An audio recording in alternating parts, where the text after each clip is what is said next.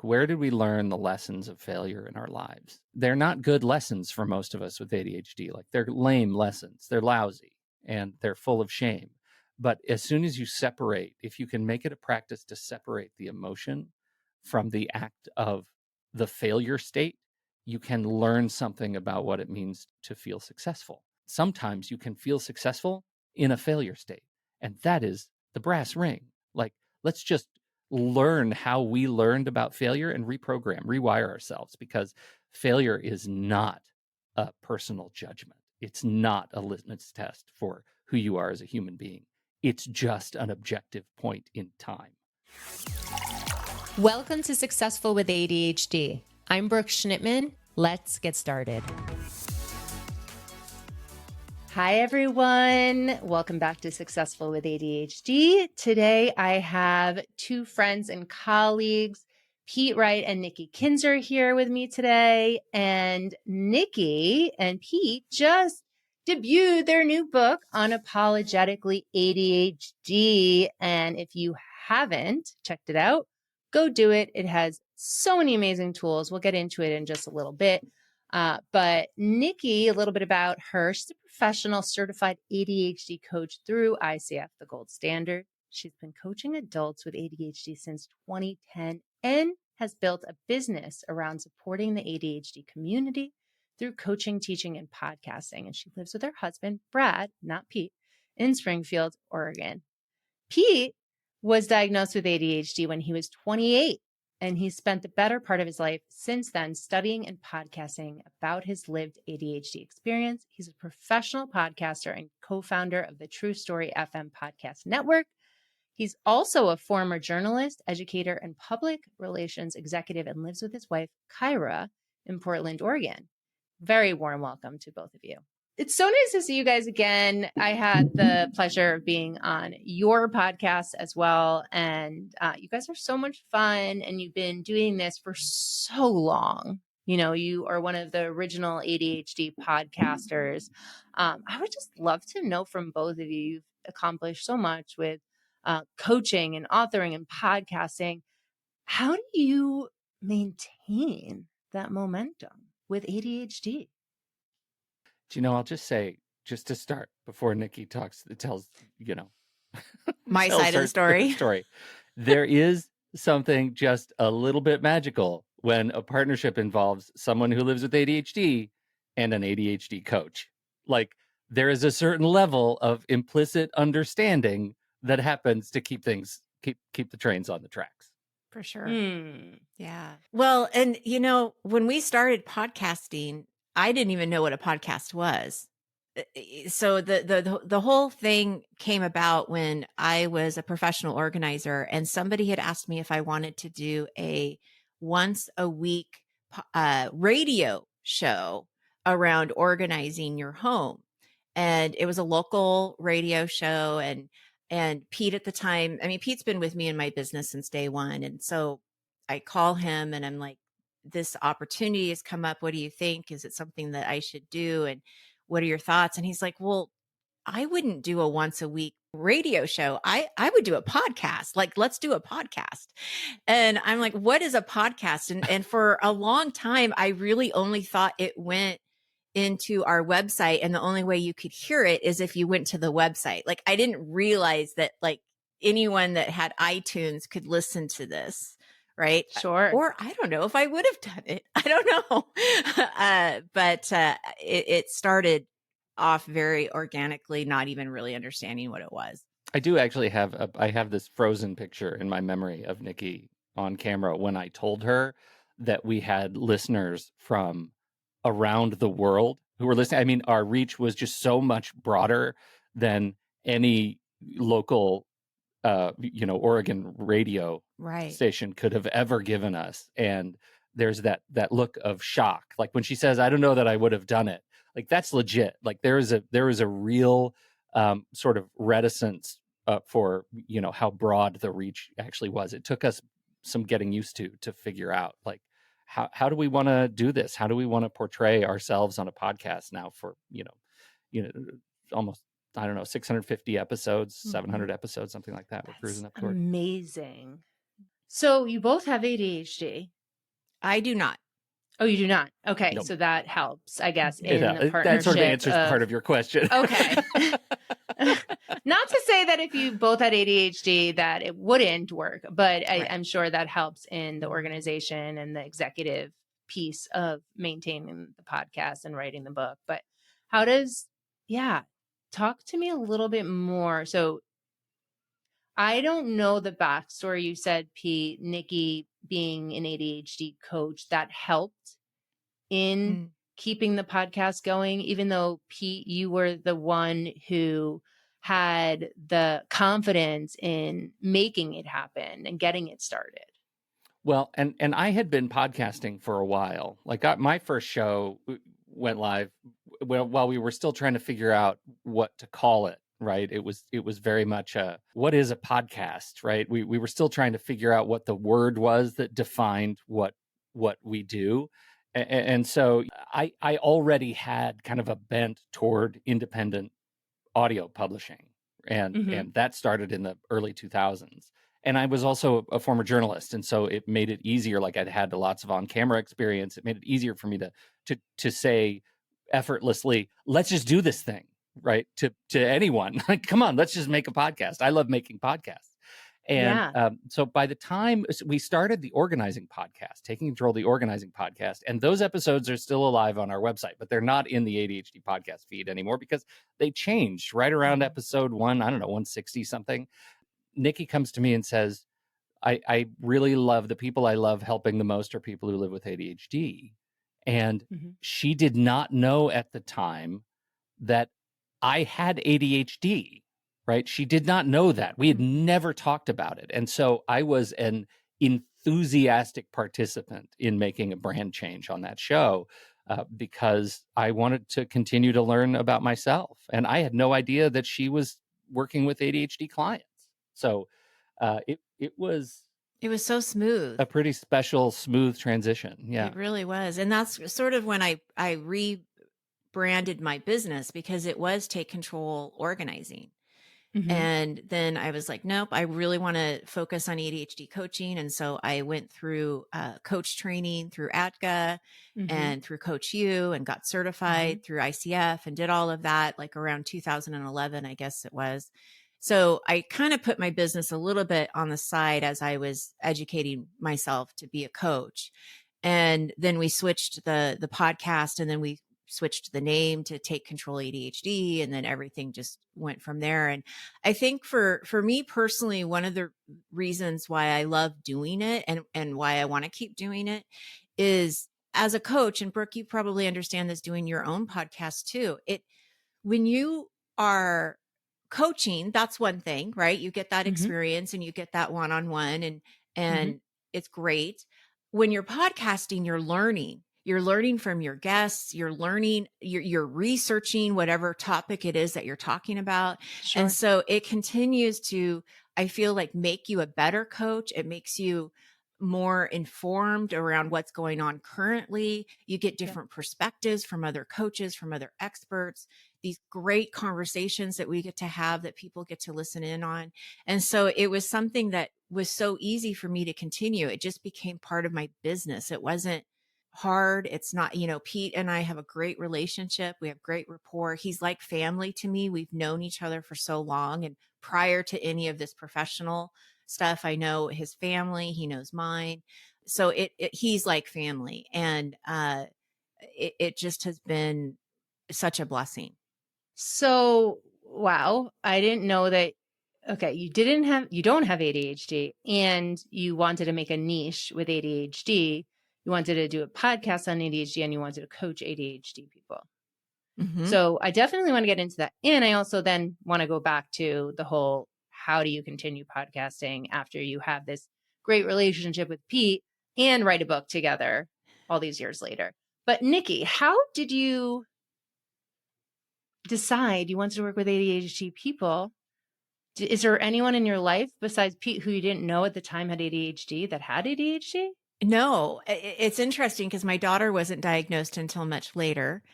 My husband is undiagnosed ADHD. but he'll be the first one to tell you that he relates to everything in the book. Yeah, undiagnosed, wink. Yeah, Right. yeah, exactly. But no, it really comes down to two clients that I was working with as an organizer, and they were in person, and they had hired me to come in and help them organize their workflow. And they were both business owners, and they were very behind in a lot of different areas. And what I noticed is that after we got done with kind of the physical organizing piece, we started talking more around time management and these things that were affecting them with ADHD. And they were both very upfront about their ADHD. It was those relationships, honestly, that I was like, I love this work. I love working with them. I love learning about how they're thinking. And even though organizing is still a big part of my business because I did it for so long, there was something just really magical about that relationship that I was like, this is it. This is what I want to, this is where I want to go. And I thank them because, you know, it was those relationships that really, and they were like my first clients because I would tell them like, this is what I'm doing. And so, you know, I charged them very little money. And I'm like, can I just try You're building this? a business. Like, yeah, like I learned this, you know, method or whatever. And, you know, can we try this? And so they were great. I mean, they supported me, and, you know, I'm not in touch with them anymore. But I'm very grateful for those relationships. And what I find interesting is that you have gravitated to people with ADHD. Like, you didn't know Pete had it. You didn't know your husband was undiagnosed, and you didn't know your daughter was going to have it. So clearly this is part of your world. So it makes sense that you have an interest in helping people with ADHD. Absolutely. And then when my daughter when she was diagnosed, that opened up a different perspective, you know, than I had before. It's been a really interesting journey to travel with her, because now she's going into her freshman year in college, and, you know, there's a lot of prep that we need to do to get her ready. And so I feel grateful that I do have the understanding. And if in our podcast and doing shows like yours, and when we're at the conference and we're talking about ADHD, I hope that, you know, we spread that message to other parents and people that live with ADHD to have that compassion and more understanding of why these things are so hard and why they struggle, and be supportive and work with them, and not, you know, hound them all the time of why didn't you do this, or this is the deadline, or whatever it might be. Yeah. And I think you make that clear in your book too. Here are some strategies, but like, do not shame people, because our brain works differently, and these strategies might work for your ADHD because of this, and it might not work for your ADHD because of this. And Pete, I'm curious from your perspective as someone who knew he had ADHD, working with a professional organizer at the time who did not have ADHD, what that was like for you. Well, so I'm a nerd for storables. Like, I low-key love storage supplies and organizing stuff. Like when I get the chills just kind of thinking about it. Like, my office closet needs some work right now. And I know there's going to be a day where I take the doors off and I just go to town on this thing. And I get bins and cable ties, and I just, oh God, you guys, it's so exciting to imagine a day of unfettered access to just like putting things together, because that's like, I won't eat. And I know it's coming and it's going to be amazing, and then it'll end. So I always knew that I had that one of my areas of hyperfocus, like triggering areas of hyperfocus, was in organizing. So it was super easy for me to imagine, you know, working with Nikki and helping her get an organizing business started. It was kismet that it ended up being an ADHD, you know, planning, organizing, support organization, because that just sort of feeds all of those beasts. It feeds everything. I also, you know, I'm a nerd for tech. Like, I love technology. I love pushing buttons. I love supporting that side of the business. And so podcasting as my, you know, kind of number one focus, it was just an easy fit to be able to support in this area, and to know that when my attention is fractured, it's usually fractured in areas outside of that expertise, right? It's when I'm asked to do other things that I struggle with getting those done. But keeping the podcast going is routine. I have enormous and beautiful, I mean, really like Mount Rushmore of task lists to keep every episode going. Like it's just, my checklists are perfect. And I just know how to do that without having to stop and think and introduce friction. It's the other stuff that's sometimes hard. And we actually wrote a book a long time ago when it was still the organizing business. And that book is gone now. And I would say, Nikki, check me on this if you want to be less delicate than I am. I think that was hard.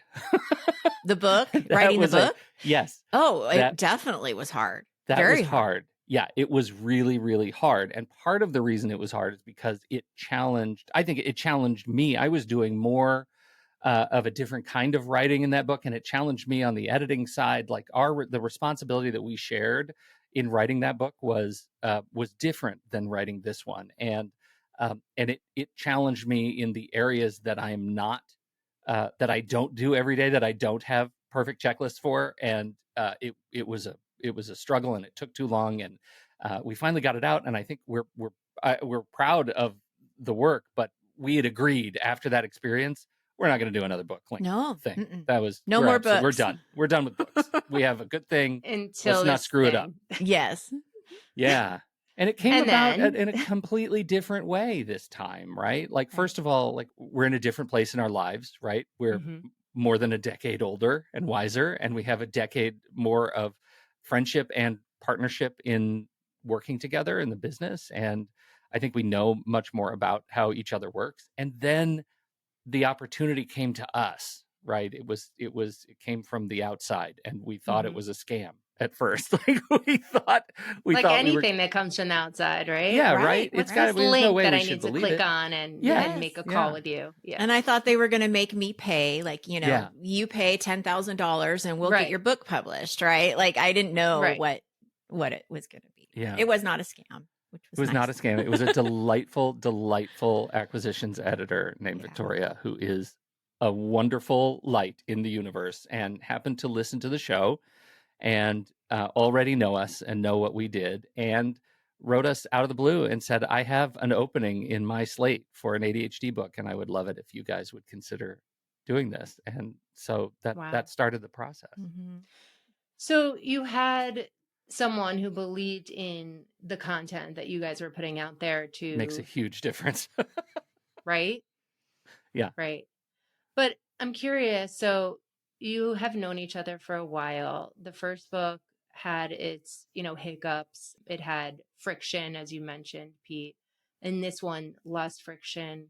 Besides knowing each other more, why would you say there's less friction? I think from my point of view is I think that when he said we know how we work, I think is key, because we knew when we were thinking about how this book was going to be written, we wanted it to be similar to the podcast. So we knew that the method part of it, the framework, the teaching of it was going to be coming from me and coming from my membership that I have around planning. And I knew I wanted us to write something around systems, because that is something that we excel at, right? I mean, he's got the tech side and the living experience. And I've worked with hundreds of clients around planning and building their systems. So I knew it had to be something around that.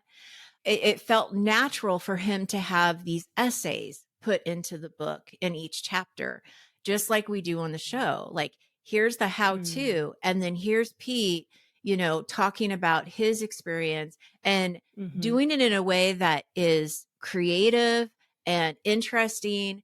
And, he's such a great writer. It felt really good once we started kind of seeing it together. Like, okay, he wrote this essay about ADHD, the time zone.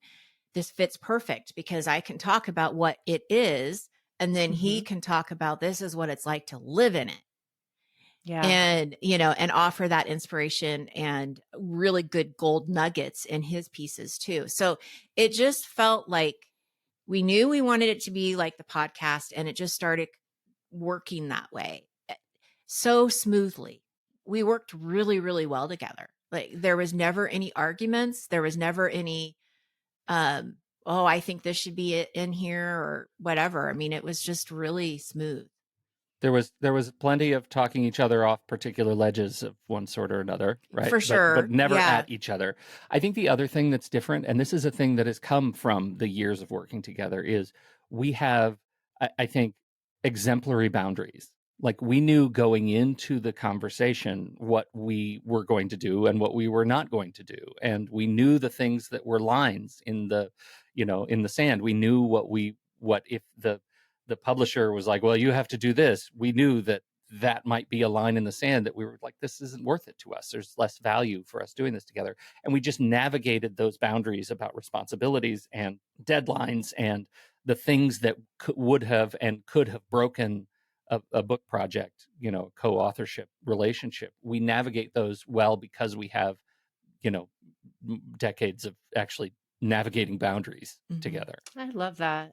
That's a key lesson for me to like say that out loud is I think really important for the ADHD side of me, that like we have learned something about each other and about working and about how, my brain relates to relationships. Boundaries, huge. And the fact that you tried again, you said, okay, we're not keeping this original book out there, but someone believed in you and you have persisted all of these years of working together and created this amazing book using, Pete, your strengths of writing and storytelling and Nikki's strategies in her coaching, and then setting those boundaries to execute a solid book that is hard for someone with ADHD to start, continue, and finish. I think that's really inspiring for someone who's out there trying to complete something big with ADHD or be in a partnership with a neurotypical who works differently. Well, and that's, from my perspective, that nails it because, and that gets back to what I said earlier about like the unintentional gift of having ADHD and having this partnership with somebody who is an ADHD coach means I don't have to suffer through the shame spirals of letting someone down who doesn't understand me. Right? Yeah. Like Nikki and I have a different vernacular, like a shared vocabulary around planning. And let me be very clear. We wrote this book using the system that is written about in this book. It's about as meta as you can get, right? Like that's how the book came about with so little frustration and stress. And like we got it done because of the methodology that Nikki teaches.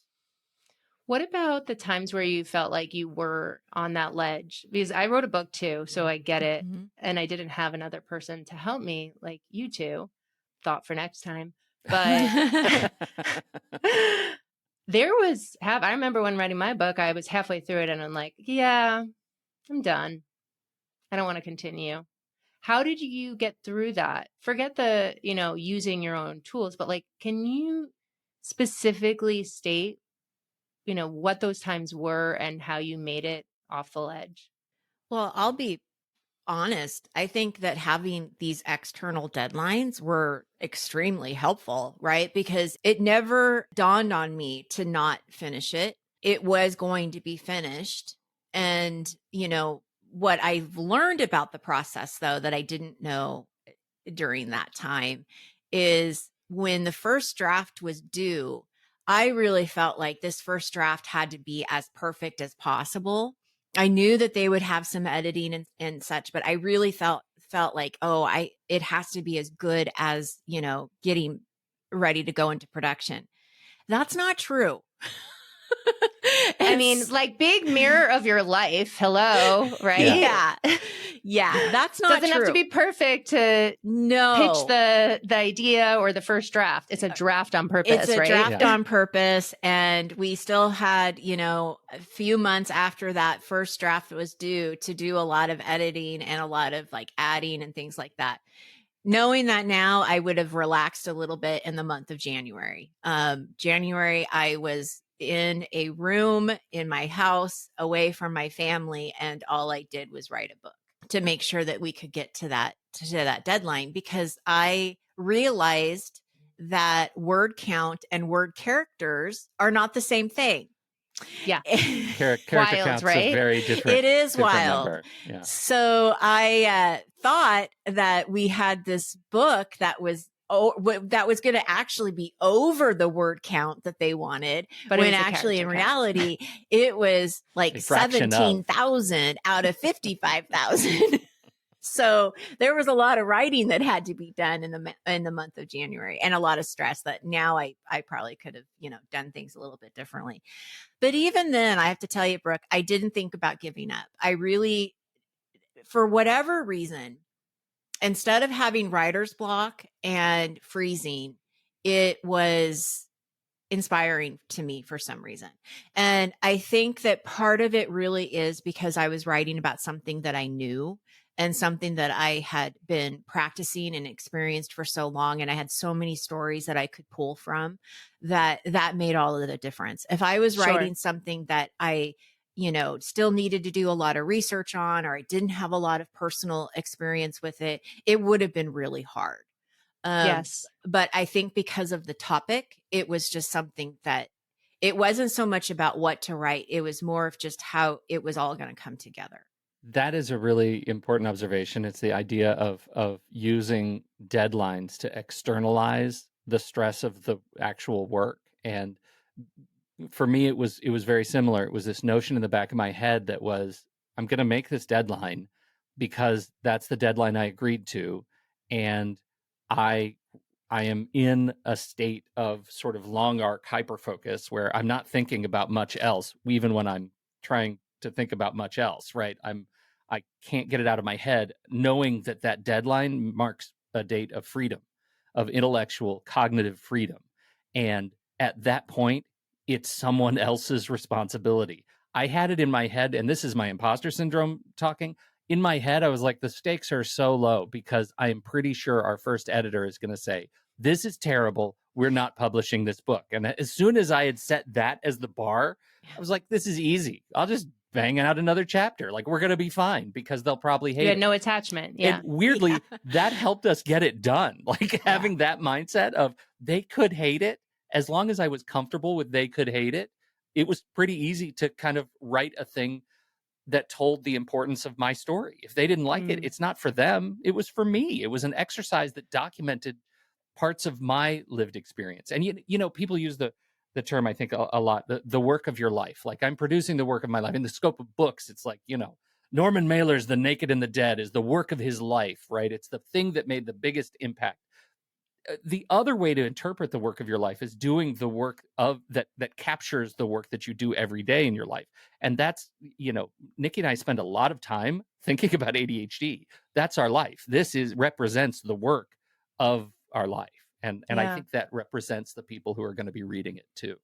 Yeah, that's amazing. Thank you for talking about like boundaries and external deadlines and not being attached to the outcome and doing it for you, not for other people. I think with the experience that you both have as, being coached, talking to all these experts, being in the field for so long, the lived experience that you're able to do these things. But for the layperson listening, what are like some strategies that you would say that you followed from your book that you share with people that could help someone execute a big project or including a book?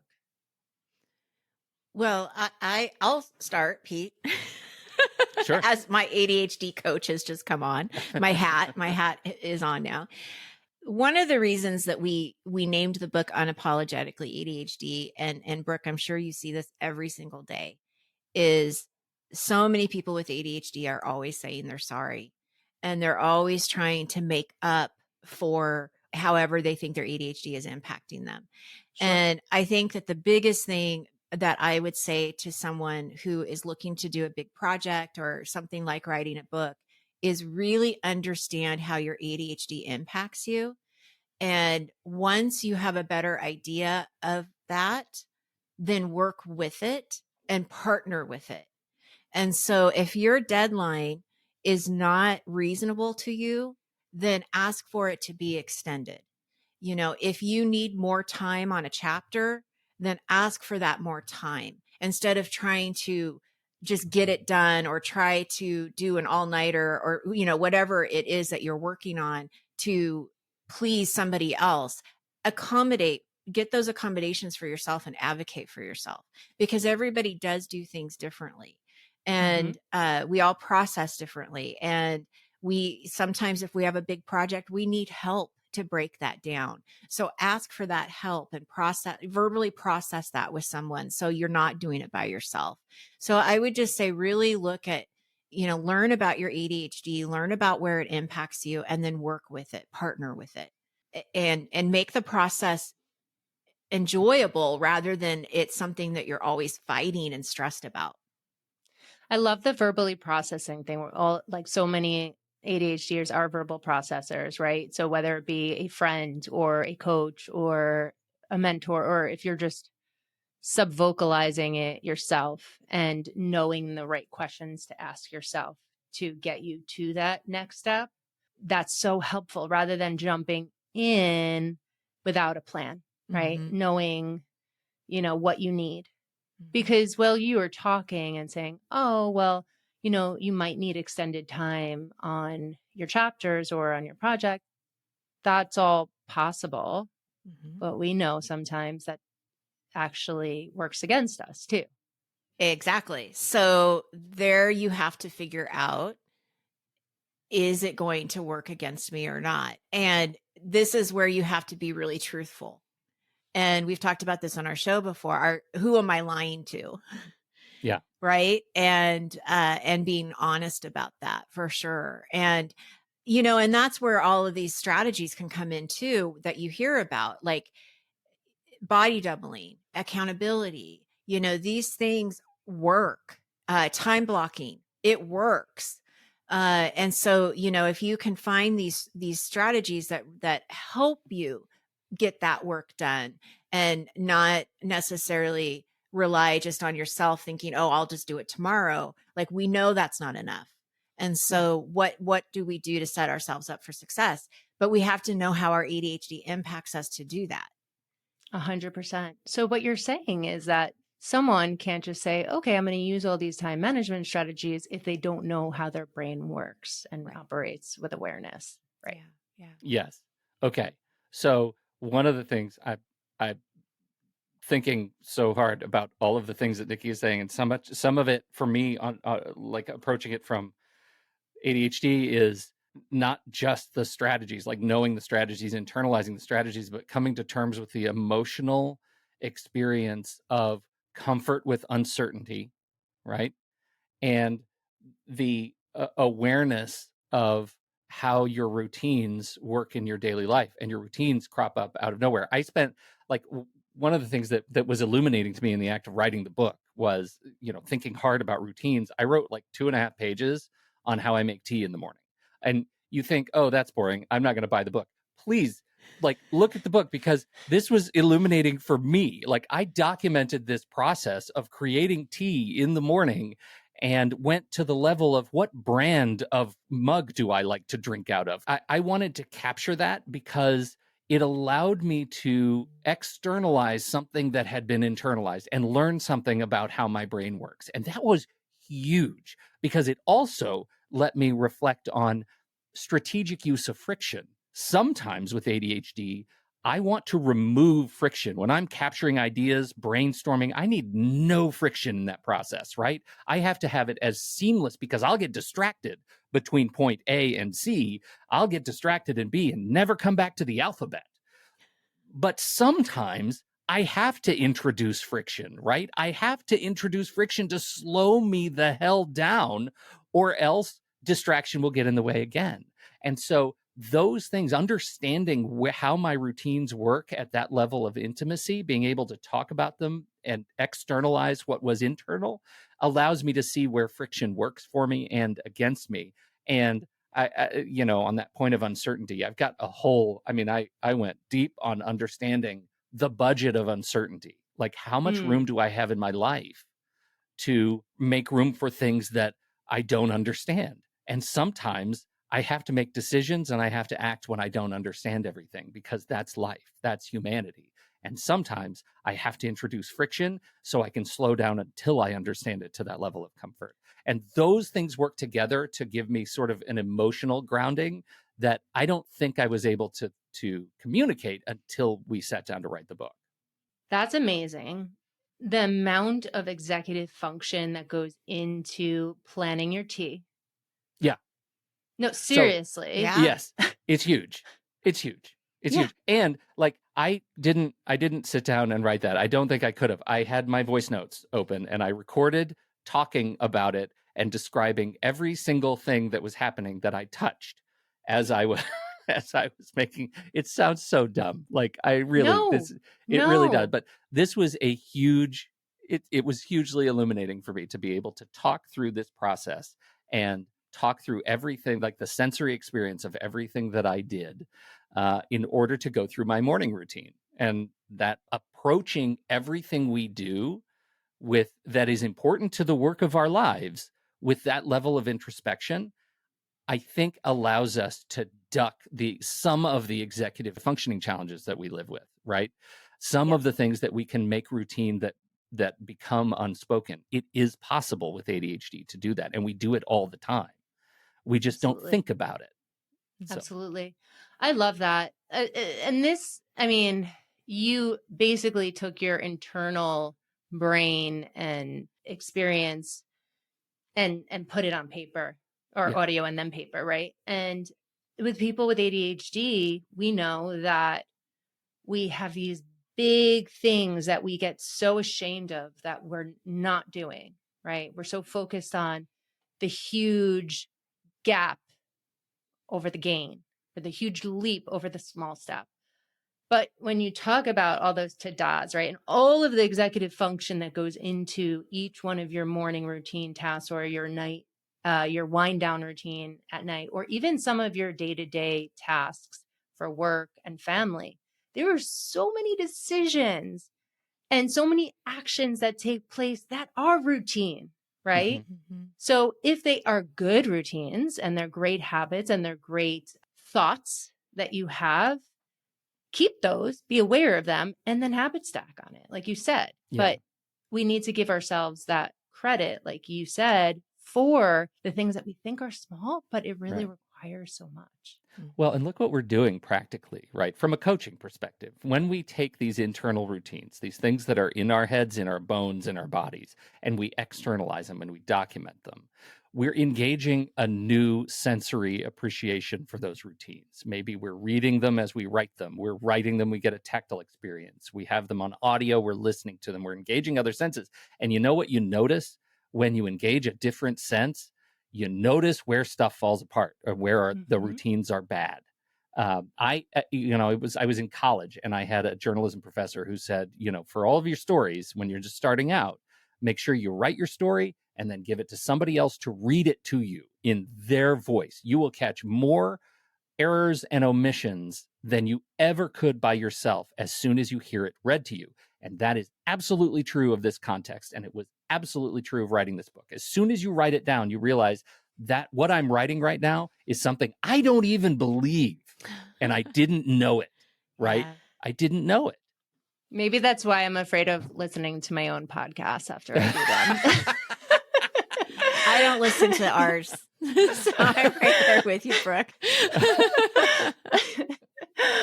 And I also love, and I know we're coming up on time here, but I also love the friction, the external friction that you create for some of the things, because we have a difficult time with metacognition. We have a difficult time slowing down, pausing, evaluating how things are going, changing them in the moment. So if you know that's how you are, and you could recognize that that's going to likely happen in this big emotional task that requires a lot of executive function, right? And it's new and it's not routine, creating that external friction ahead of time is huge. Huge. And it's, like, what does that mean? Like, in its very simplest, it's so easy to go back to the phone, right? If we have to get a writing project done, the friction that you can introduce timer. is well, it's a timer, but it's take your phone and put it in a different room, right? That's friction. You're introducing distance between you and a distraction, between you and Instagram. Who are we kidding? Right? Yeah. So think about the way that you do the work of your life, that you actually contribute to your business, to your home, to your independent entrepreneurship, and think about where those distractions come in and introduce friction by introducing space or time between you and those things.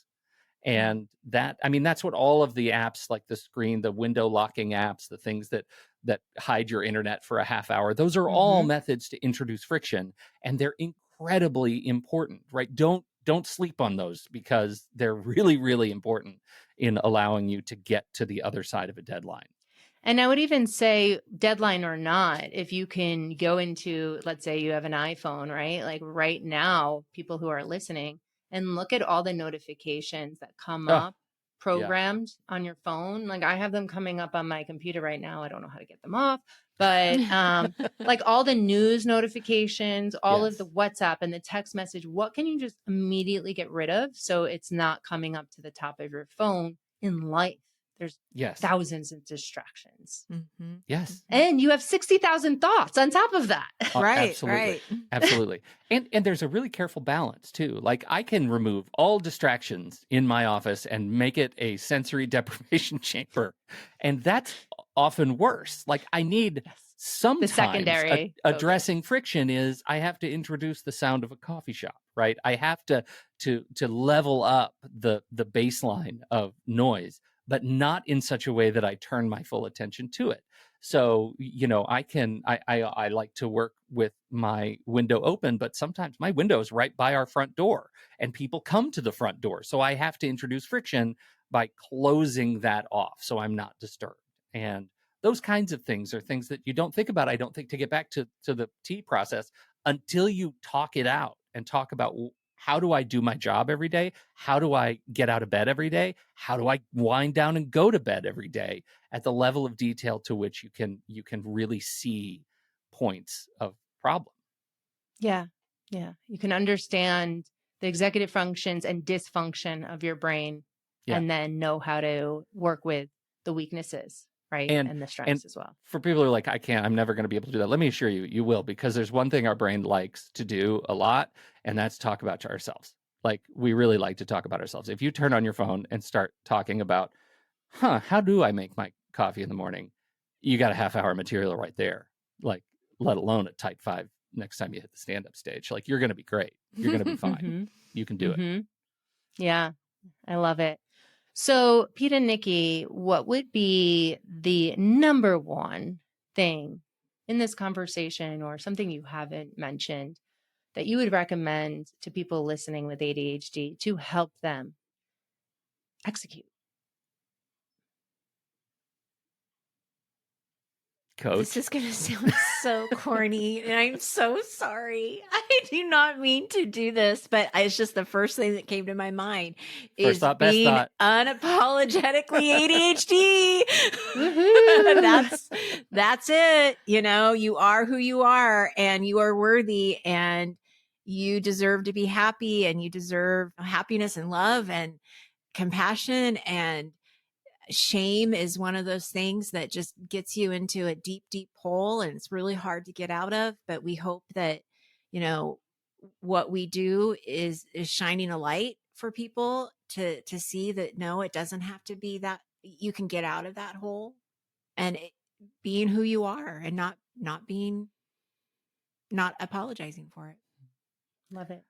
I think for me, I've been talking about it a lot because I'm a little bit obsessed with it, which is like reframing how we think about failure and what failure means. Like, where did we learn the lessons of failure in our lives? And it is like, of all the essays in the book, this is the one that appears in the book from me toward the end that is almost entirely untouched. Like, it came out at once in a rush after thinking a lot about how I learned the lessons of failure and what it means to fail. And they're not good lessons for most of us with ADHD. Like, they're lame lessons. They're lousy and they're full of shame.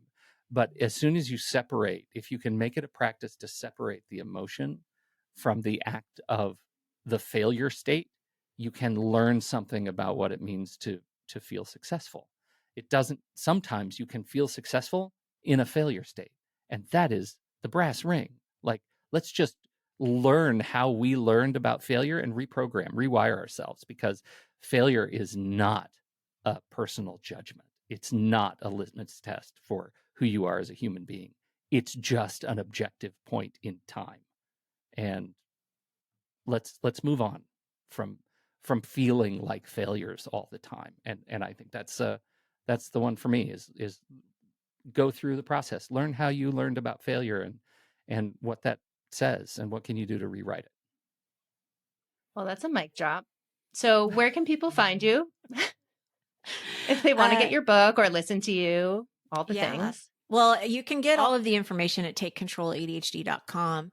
Pete, where can you get the book and where can you hear the podcast? Okay. So the book, it's real easy. We've got lots of URLs. Really, takecontroladhd.com/ADHD book. That's where you can go get the book. And we've got links to all the stores. It's available in Amazon and Barnes & Noble and Apple Books and bookshop.org. Support your local bookseller. It's really fun. We Nikki and her husband came up and we all four of us went out to dinner and took pictures of ourselves next to the book on a bookshelf at our local bookstore. It's really, really fun. So cool. So support your local bookstore. And the podcast is where you get your podcast. It's called Taking Control, the ADHD podcast. And we'd be thrilled to share it with you. Awesome. And I'll put the links in the description. Thank you so much for coming on, Nikki and Pete. We need to have these conversations more often. I really love chatting with you both. Likewise. Thank you for having us. You're the best. It was a pleasure. Thanks for listening to this episode of Successful with ADHD. I hope it helps you on your journey. And if you need any additional support for you or a loved one with ADHD, feel free to reach out to us at coachingwithbrooke.com and all social media platforms at Coaching with Brooke. And remember, it's Brooke with an E. Thanks again for listening. See you next time.